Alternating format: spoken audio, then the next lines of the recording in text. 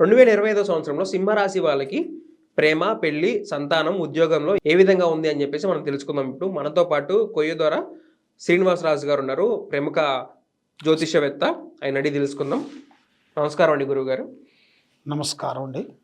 గురువుగారు, ఇప్పుడు 2025 సంవత్సరంలో సింహరాశి వాళ్ళకి ఏ విధంగా ఉండబోతున్నాయి? ప్రేమ, పెళ్లి, సంతానం, ఉద్యోగం విషయాల్లో ఏ విధంగా ఉండబోతుంది? ఓం నమ శివాయ నమ.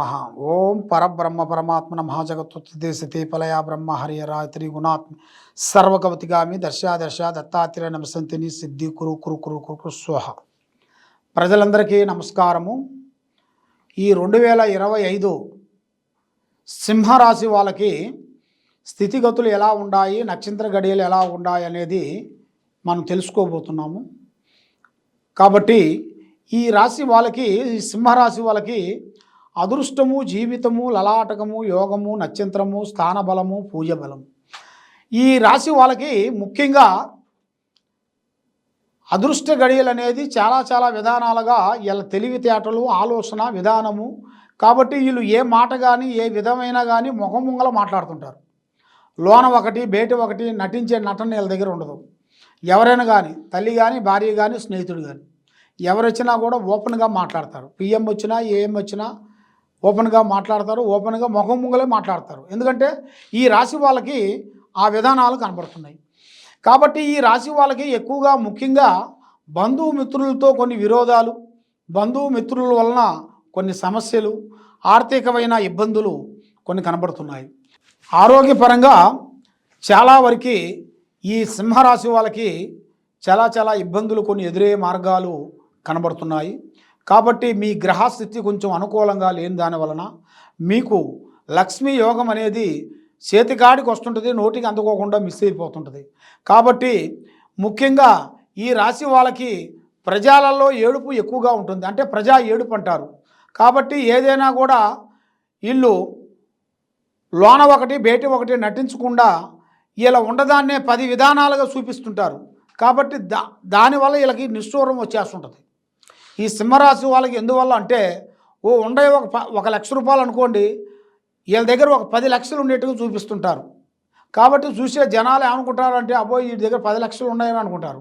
అందువల్ల ఆ దిష్టి అనేది పడిపోతుంటుంది. కాబట్టి మోసం తినమన్నారు కానీ మోసం తిన్న తర్వాత బొక్కలు మెడగేసుకోమని చెప్పలే. ఎందువల్లంటే మనం ఏం చేస్తున్నామో, మనం ఏ పనికి వెళ్తున్నామో, మనం ఎక్కడికి వెళ్తున్నామో మన విషయాలని పబ్లిక్ చేయకూడదు. ఆ పబ్లిక్ చేసిన దానివల్ల ఈ ప్రజా కన్ను అనేది పడుతుంది. నరదిష్టి అనేది చాలా పెద్దది. నరదిష్టి పడిందిరా అంటే నరదిష్టి వల్ల నల్లరాయన బదులవుతుందంటారు. అందుకని ఎందువల్లంటే ఆ నరదిష్టి ప్రభావము చాలా పెద్ద గొప్పగా ఉంటుంది.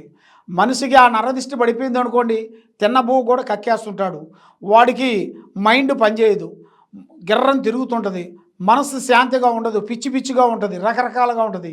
ఆ దిష్టి ప్రభావం ఉంటుంది. అదే మనకి ఇంటికి పోయిన తర్వాత మనకు పెద్దవాళ్ళు ఎవరో ఇది దిష్టి ప్రభావం అనుకొని దానికి నిమ్మకాయ, పసుపు, కుంకుమ, కొన్ని బొగ్గులు, తర్వాత కొన్ని మిరపకాయలు తీసుకొని మీద దిగదూర్చేసి తీసి పారేస్తుంటారు.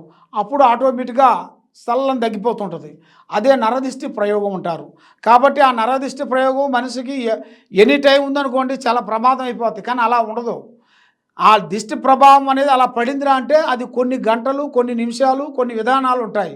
ఆ టైం కల్లా మనం దాన్ని క్లీన్ చేసుకుంటే ఆ దిష్టి ప్రభావం అనేది మన మీద నుంచి పోతుంది.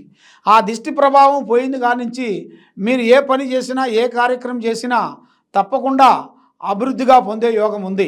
కాబట్టి ఈ సింహరాశి వాళ్ళకి విద్యారంగంలో చూసుకుంటే చాలా వరకు చదువు పరంగా చాలా వరకు ఉంటుంది.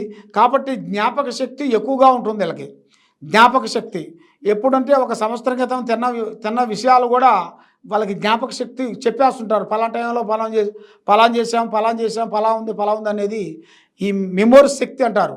ఆ తికార శుద్ధి అనేది వాళ్ళకి ఎక్కువగా ఉంటుంది. కాబట్టి వాళ్ళ విధానంలో చూసుకుంటే కొన్ని విధానాల్లో కొన్ని జాగ్రత్తలు కొన్ని పడాల్సి వస్తుంది. కాబట్టి ఈ సింహరాశి వాళ్ళకి భూమిలో బంగారం దొరికినట్టుగా ఇలా జాతకంలో కనబడుతుంది. అందువలన ఇలా జాతక విధానంలో చూసుకుంటే మరి వ్యవసాయ పరంగా మంచి పెద్ద డెవలప్మెంట్ కావాల్సినవి కొన్ని విధానాల్లో కొన్ని మార్పులు, ఇదివరలో వేసిన పంట కాకోకుండా ఇప్పుడు రెట్టింపు పంట వేయాల్సిన యోగం అనేది ఇలా జాతక విధానంలో కొంచెం కనబడుతుంది. ముఖ్యంగా వీళ్ళు చేయాల్సిన విధానం ఏమిటంటే, వీళ్ళు ఏ విషయమైనా కూడా మాటలో కానీ చేతల్లో కానీ ఒక అడుగు ముందే ఉంటారు వీళ్ళు. ఎందువల్లంటే వీళ్ళకి కోపం ఎక్కువగా ఉంటుంది. కోపం ఎందుకంటే ఒక చిన్న మాట కూడా అన్నాం అనుకోండి, వాళ్ళని విపరీతమైన కోపంగా ఉంటుంది. మనల్ని కొట్టేట్టుగా మాట్లాడతారు. ఎందువల్లంటే వాళ్ళ మాట అలా ఉంటుంది. కానీ మనస్తత్వం చాలా సున్నితమైన మనస్తత్వం. వాళ్ళ విధానంలో చూసుకుంటే ఆ విద్యారంగంలో బాగానే ఉంది. కాబట్టి వ్యవసాయ రంగం కూడా అతి యోగంగా బాగుంది. తర్వాత రియల్ ఎస్టేట్లో కూడా వాళ్ళకి అన్ని విధానాలుగా అభివృద్ధిగా పొందాల్సిన యోగం అనేది చాలా విధానాలుగా కొంచెం కనబడుతుంది. కాబట్టి మెయిన్గా ఉద్యోగ పరంగా చూసుకుంటే గవర్నమెంట్ డ్యూటీ ప్రకారంగా వీళ్ళకి కొన్ని ప్రమోషనల్ మార్పులు రాబోతున్నాయి. ట్రాన్స్ఫర్లు, ప్రమోషన్ అలాంటిది రాబోతున్నాయి. పెద్దవాళ్ళ నుంచి వీళ్ళకి గొప్ప బహుమతులు, గొప్ప అభిమానాలు, గొప్ప ఒక మనిషి ఫలానా మనిషి గొప్ప పని చేశాడు, ఈ డిపార్ట్మెంట్లో ఇంత కష్టపడ్డాననేది ఒక గుర్తింపు అనేది వస్తుంది. తప్పకుండా ఆ గుర్తింపు అనేది తప్పకుండా వచ్చే యోగం అనేది ఇలా జాతకంలో చాలా విధానాలు కనబడుతుంది. ఆ విధంగా ఇలా జాతక విధానంలో కూడా ప్రమోషన్ మార్పులు, చేంజెస్, కొన్ని విదేశాల్లో కూడా వెళ్ళాల్సింది కూడా బిజినెస్ పరంగా కానీ, వ్యాపార పరంగా కానీ, ఉద్యోగ పరంగా కానీ. కాబట్టి వీళ్ళు చేసే ఉద్యోగాలు, వీళ్ళు చేసే పనుల గురించి కూడా కొన్ని విదేశాల ప్రయాణం వెళ్ళాల్సింది కూడా వస్తుంది. కాబట్టి వీళ్ళు చేసే ఉద్యోగంలో కూడా మెయిన్గా కంపెనీ తరపున వెళ్ళాల్సింది కూడా వస్తుంది. కాబట్టి వీళ్ళు చేసే సాఫ్ట్వేర్ ఉద్యోగస్తులకు కూడా మంచి అవకాశాలు, విదేశాల ప్రయాణాలు ఉన్నాయి. ఆ విదేశాల ప్రయాణాలు కూడా అది కంపెనీ తరపు కానీ వాళ్ళ తరపు నుంచి కానీ వెళ్ళి అక్కడ మంచి కొన్ని పూర్తి చేసుకొని మళ్ళీ ఇండియాకి వచ్చి ఒక స్థాయిగా నిలబడాల్సిన యోగ ప్రాప్తి అనేది ఇలా జాతక విధానాల్లో కనబడుతుంది. కాబట్టి మెయిన్గా వీళ్ళకి నల్లటి వస్త్రములు అంటే నల్లటి వస్త్రాలు కానీ, నల్లటి వాహనాలు అంటే బండ్లు కానీ, కార్లు కానీ, బైకులు కానీ, నల్లటి వాహనాలు అనేది తీయకూడదు, వాడకూడదు. స్నేహంలో కూడా బేసంక్ అనేది వీళ్ళకి ఉండకూడదు. బేసంక్ అంటే సరిసంఖ్య అనేది ఉండాలి. సరిసంఖ్య అనగా 2, 4, 6, 8, 10 సరిసంఖ్య. బేసంఖ్య అనగా 1, 3, 7, 9, 11 అది వీళ్ళకి బేసంఖ్య. కానీ ఏ బిజినెస్ చేసినా, ఏ వ్యాపారం చేసినా, ఏ ఉద్యోగం చేసినా కూడా సరిసంఖ్యతో వీళ్ళు పాటించినట్టుగైతే ఇలా బిజినెస్ మంచి యోగం అనేది పూర్తి చేయగలుగుతారు. అనుకున్నది కంప్లీట్గా అవుతుంది. కాబట్టి ప్రేమ విశేషాల్లో చూసుకుంటే ప్రేమ విధానాల్లో చాలా వరకు వీళ్ళు ఫలానా స్త్రీ గురించి అనుకున్నారు అనుకోండి, ఆ స్త్రీ వీళ్ళకి అయ్యేంతవరకు వీళ్ళు విడిచిపెట్టరు. ఎందువల్లంటే వీళ్ళ కన్ను పులి పార్వై అంటారు, అంటే పులి కన్ను. అలాంటిది వాళ్ళ ఆలోచన, వాళ్ళ విధానము కూడా ఆ విధంగా ఉంటుంది. కాబట్టి స్త్రీ విషయంలో కానీ, ఉద్యోగ విశేషాల్లో కానీ, ఏ విషయమే కానీ, ఏ రంగంలో కానీ వీళ్ళు ముందడుగే ఉంటారు కానీ వెనకడుగు ఉండరు. కాబట్టి కొంత ఆవేశం వల్ల కొన్ని సమస్యలు, కొన్ని వచ్చే మార్గాలు, కొన్ని ఇబ్బందులు ఎదురయ్యే మార్గాలు కూడా కొన్ని కనబడుతున్నాయి. కాబట్టి మీరు చేసే పని, మీరు చేసే ప్లానింగు ముందే పబ్లిసిటీ కాకోకుండా మీరు కొంత జాగ్రత్తలు కొన్ని తీసుకునేట్టుగైతే మీకు మంచి భవిష్యత్తు, మంచి యోగం, మంచి విధానాలు మీకు కనబడుతుంది. కాబట్టి మీరు జాతకం చెప్పించుకోవాలని మీరు అనుకుంటారు.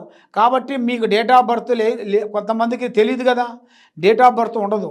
కొంతమందికి డేట్ ఆఫ్ బర్త్ లేని వాళ్ళకి, తర్వాత వాళ్ళ పుట్టిన టైం కూడా తెలియని వాళ్ళకి మీరు మాకు డైరెక్ట్గా ఈ కింద ఉండాల్సిన నెంబర్కి మీరు మాకు ఫోన్ చేసినట్టుగైతే మీ పేరు, వయసు చెప్తే మీ పేరు బలాన్ని బట్టి మీకు ఏ నక్షత్రం వస్తుంది, ఏ రాశి వస్తుంది, ఏ ప్రాబ్లం ఉంది, మీ ఇంట్లో ఏం జరుగుతుంది, మీ మీద ఏ గ్రహాలు ఘోషిస్తున్నాయి, ఆ గ్రహాలకి మీరు ఏ శాంతం చేయాలి, ఏ శాంతం చేస్తే మీకు ఆ సమస్య అనేది పోతుంది అనేది మనం తెలుసుకోవాల్సిన చాలా విషయాలు కొన్ని ఉన్నాయి. కాబట్టి ఆ విషయాలు మీరు తెలుసుకోవాలనుకుంటే తప్పకుండా ఈ కింద ఉండాల్సిన నెంబర్కి సంప్రదించండి. సర్వో జనా సుఖినో భవంతు. ఓకే, చూశారు కదండి 2025లో సింహరాశి వారి ఫలితాలు. మీకు ఇంకా ఏ విధమైన సందేహాలు ఉన్నా కానీ కింద కనిపిస్తున్న నెంబర్కి అయితే కాంటాక్ట్ అవ్వండి. గురువు గారు కొయ్యదొర శ్రీనివాసరాజు గారు మీకు అన్ని సందేహాలన్నీ కూడా నివృత్తి చేస్తారు. ఇలాంటి మరిన్ని వీడియోస్ కోసం మా ఛానల్ చూస్తారండి. Thank you for watching.